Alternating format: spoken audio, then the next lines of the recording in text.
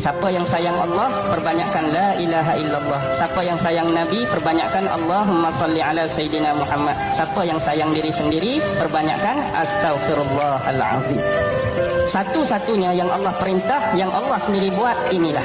Allah suruh kita semayang, Allah tak semayang. Allah suruh kita puasa, Allah tak puasa. Allah suruh kita zakat, Allah tak zakat. Allah suruh kita haji, Allah tak haji. Tapi ini Allah suruh kita selawat, Allah sendiri pun selawat. Sekali kita selawat, Allah selawat kat kita berapa kali? 10. 10 kali kita selawat, 100 kali. 100 kali kita selawat, 1000 kali.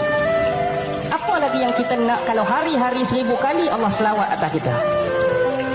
Tapi dah kita tak mau, kita abaikan selawat, kita lalaikan selawat, kita lekakan selawat. Kalau orang tahu fadilat dan kebesaran selawat, orang pasti tak akan meninggalkan selawat. Selain hubungan silah kita dengan Nabi Muhammad sallallahu alaihi wasallam, antara umat yang dia paling kasih ialah umat dia yang memperbanyakkan bacaan selawat atas